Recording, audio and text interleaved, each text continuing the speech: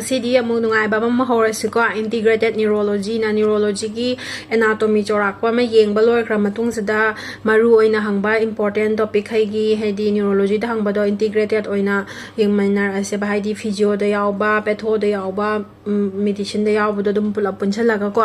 adugi su basic tagi hogatche nervous system haise kaino sidagi hogalasiko nervous system sida manung chan krise khoina hana yengakpada nervous system gi manung sida central nervous system haibam ne peripheral nervous system haibam ne ani thokna laikre ko ani thokna lairam dung central sida brain ge spinal cord ka chan kre central nervous system da peripheral nervous system haiba sida akhoina hana cranial nerves ki pap do so haiba do cranial nerves 12 pairs amaga spinal nerves 31 pairs amanga lay na haikre aduga moi singduna kano singduni pura lakadama nerve singduni masakduni adudagi amuk peripheral nervous system sigi manung channa laiba somatic nervous system autonomic nervous system autonomic or visceral nervous system haina amuka ani thongna khaido e peripheral sida somatic haraga na skeleton muscle ke kaktagi pura kaduine bako magi sense to ko peripheral nervous system aduna bu periphery matai peripheral nervous system haini dana aduga central haidi brain ge spinal cord ko maya da laija khraga peripheral is atai mayam ko gi body gi organ mayam gi mayam sprokadina aduna autonomic nervous system or visceral haragana sidana mu internal organ mayam singsigi gland nung atai lai sing do adu include chalaka duine ba adai amu autonomic nervous system sigi manung da amuka sympathetic supply parasympathetic supply haina sympathetic parasympathetic enang la ka duine ba aduga enteric nervous system haina la ka duine ba enteric nervous system ha ga na amuka sida naung ka digestive organ do adu khatang gi ba enteric nervous system haise digestive organ mayam lei dana goi gi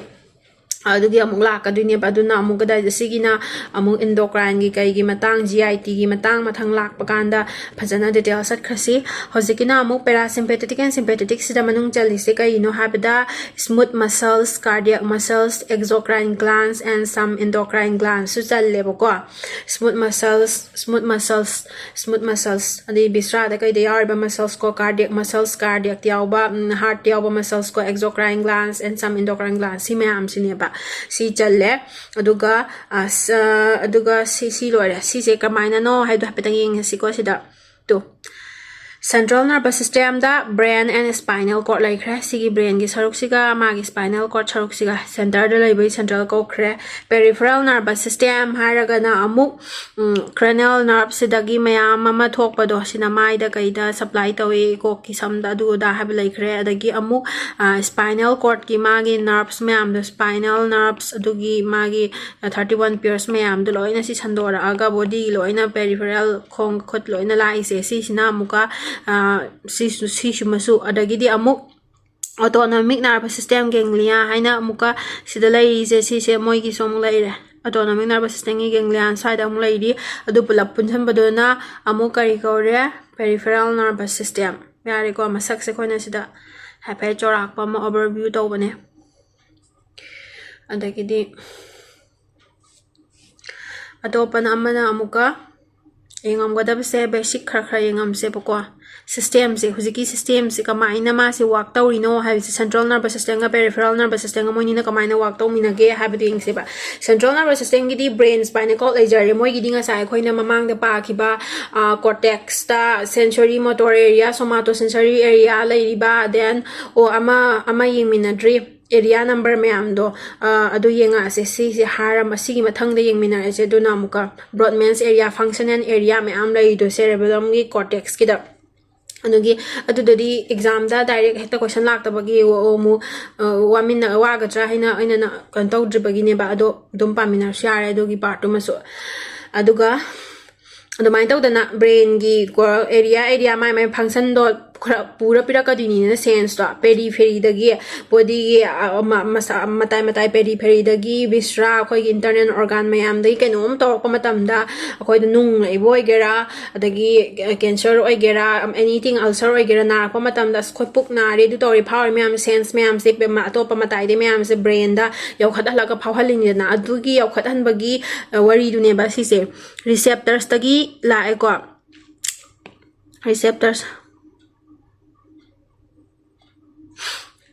receptors tagi lae thikreda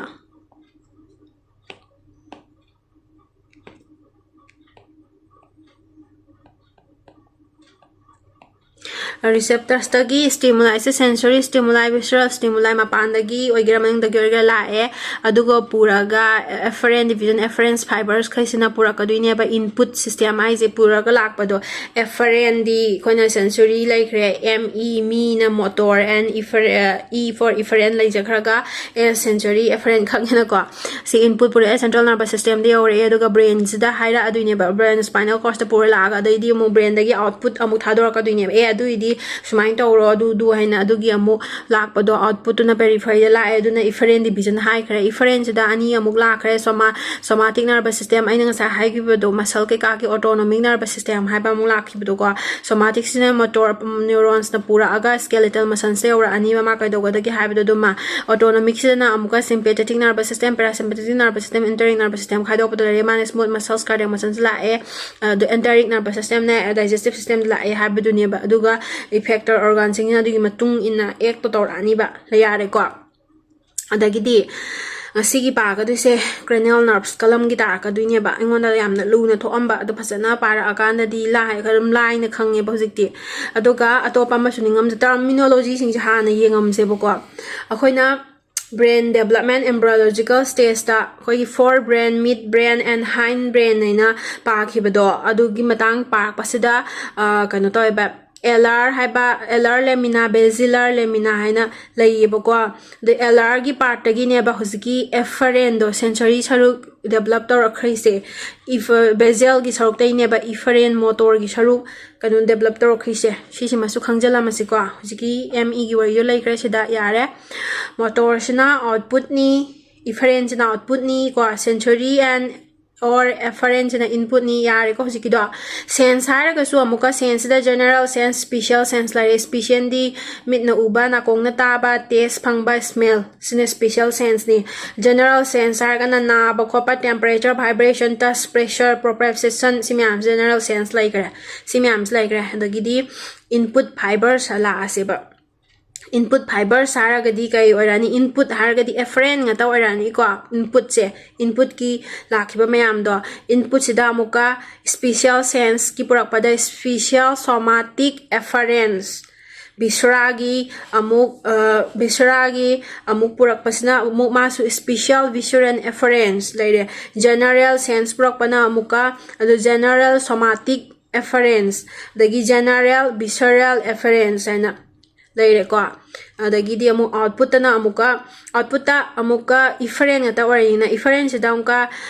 kano do special somatic efferent habadi laite ba special visceral efferent habalai general somatic efferent habalai general visceral efferent habalai ko aduduga NTC nucleus tractus solitarius mass na amuka karamba nerve ki nucleus no habada 7 9 10 gi nucleus pulap collectively nucleus tractus solitarius kawi dagi nucleus ambiguous aina ama khoin ju thengna khre na 9 10 11 gi pulap punna lamina bado adu moi maming ne baduna adu malai khre dagi di functional columns of cranial nerves nucleus sing sigi moi gi si sine ba ina yamna luna ki na ta khalam ba se hojiti ilai re ba si se lai gi hai ta di mnemonic amani kha khang se bako ahamba da si yamna nungai ba mnemonic ama kha lai re Some say marry money, but my baba say no. Say bad boy marry money na. Si say ako na MBBS ki manung paring manung dasu adagi dum ha day par lakpan ni chin da dum laraga nung sunungai baning sang ba cranial nerves 12 to. Adudugi mase karambana sensory no karambana motor no karambana mix no habdo khangnam ne ba mix di bot to adu khangna ba ne ba some say marry money but my baba say bad boy marry money habne ba sida some s ki saruk se s adagi di krai di ari s lore ko s sigi s singsina kari no sensory ne ba adagi m adagi di m sigi m kaisina motor ne ba adagi di bot b do b si kaisina 5 7 9 10 sina bot or mix to ne ba ko sima khange ko sumaina khaji ningsang ba horen blub se takla na u da ki dana ba silai adagidi functional columns of cranial nerve sigi column sing se sina kamaina laige habdo sigi column se siam ba song ka hai se boko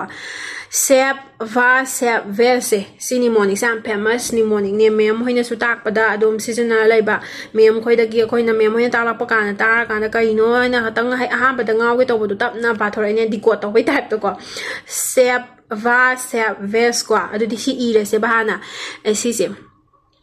si da iri se SAVE SAP va later go SAVE SAP VASE VES SAP va SAP VES an e dana adagidi som side ki ahum maksidana S loina hapchan ba S amamam som side ki alam hawa maris na G loina hapchan ba adu di tare dana si se special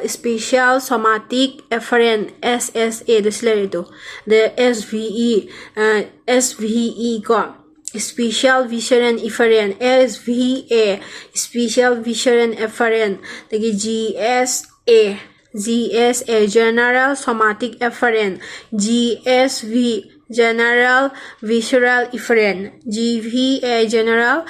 visceral efferent GSE general somatic efferent layna ko sida yengo ba SSA se S ngata se SSA se special somatic efferent di kaino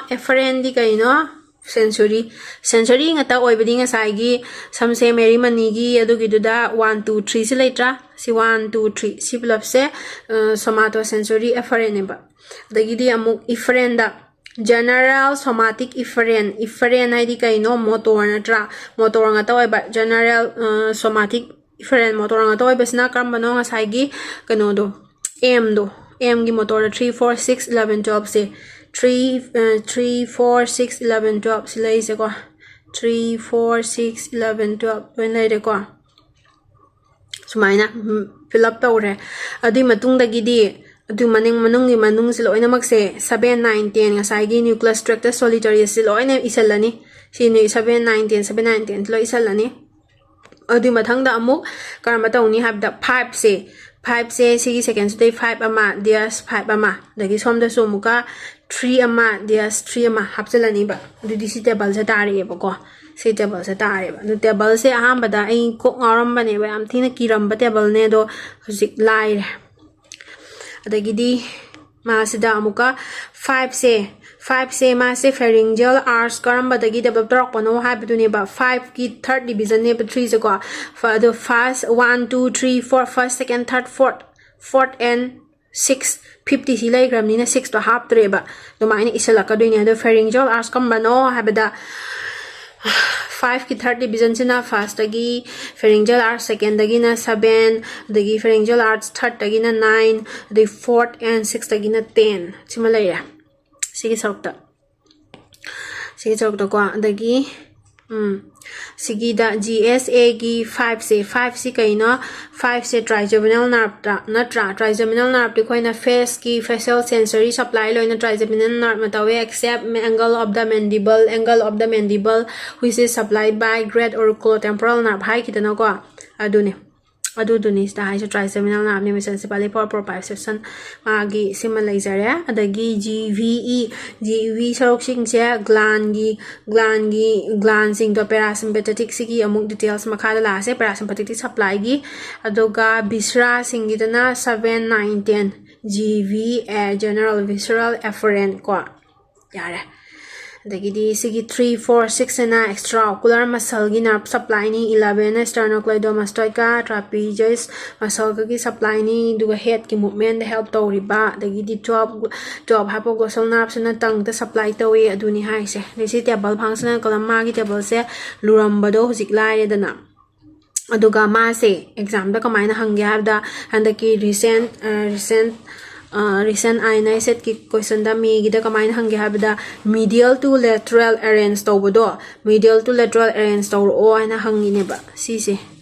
ni ko se GVA GVS tongan na piraga se medial to lateral arrange to se hangba sidi ko na khangge hadi masak to sidi yengas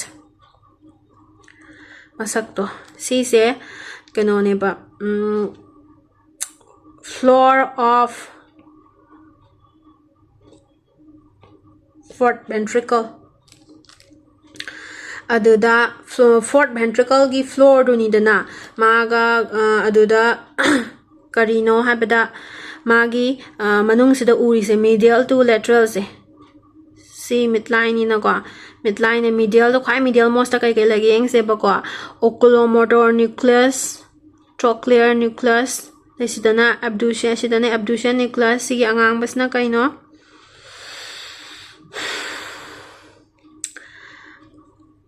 sina hypoglossal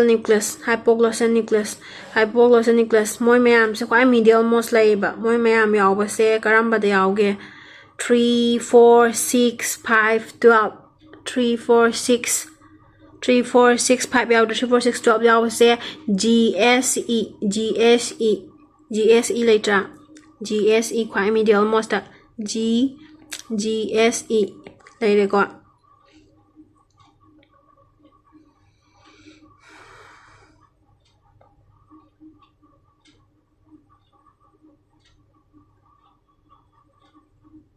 adagi mathangda mu yengo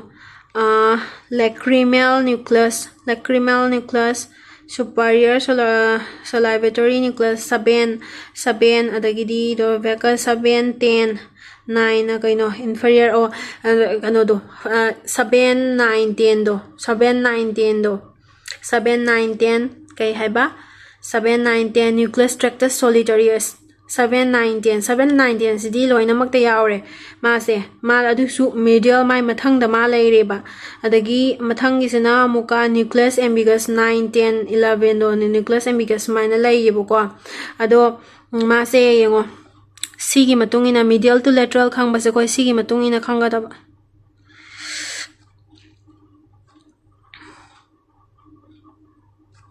sigi sequence में देखो ना भाप ताबा GVA or SVA GSA SSA सिसे हंगे मुठत पसी आजे ने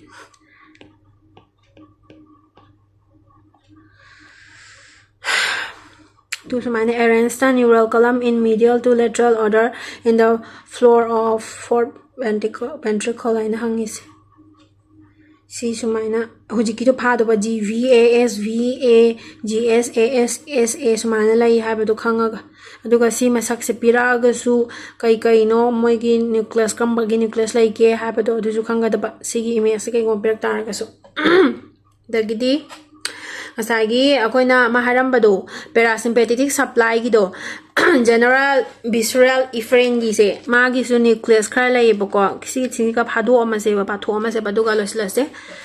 adagi dinga si gi de du losla si kai no kang lutak to ba Edinger Westphal nucleus superior salivatory nucleus inferior salivatory nucleus dorsal motor nucleus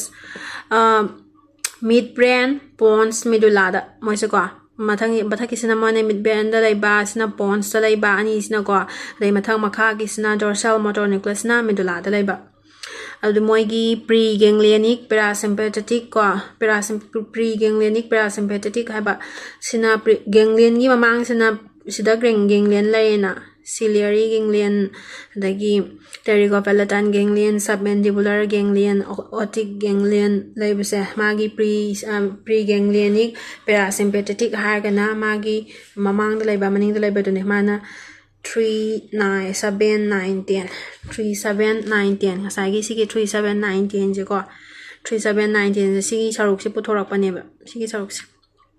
3 7 9 10 adagi post ganglionic tana amu nasociliary nerve short ciliary nerve maxillary nerve lingual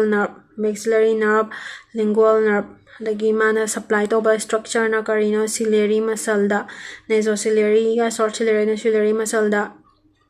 maxillary nerve lingual nerve moigisna amu lacrimal gland sublingual gland submandibular gland aduda amu adai auriculotemporal nerve masabedo parotid gland da khak supply to kibedo adai vagal nerve suna heart lungs da upper GIT da ko heart supply to ba lungs da and upper GIT da sima sukhanga da ba lore ꯑꯁꯤꯁꯦ ꯑꯩꯅ ꯁꯤꯒꯤ ꯀꯂꯝꯁꯦ ꯁꯦꯝꯕꯁꯦ ꯌꯥꯝ ꯀꯤꯔꯝꯕꯅꯦ ꯂꯣꯏꯔꯦ ꯑꯗꯨ ꯉꯁꯤꯒꯤꯗꯤ ꯁꯤꯗ ꯑꯃꯨꯛ ꯂꯣꯏꯁꯤꯜꯂꯁꯦ ꯏꯟꯇꯤꯒ꯭ꯔꯦꯇꯦꯗꯀꯤ ꯃꯥꯒꯤ ꯂꯩꯅꯥ ꯀꯩꯀꯥꯛꯇꯣ ꯃꯈꯥ ꯇꯥꯕ ꯚꯤꯗꯤꯑꯣꯗ ꯑꯃꯨꯛ ꯌꯦꯡꯃꯤꯟꯅꯔꯁꯦ ꯕꯥꯏ ꯕꯥꯏ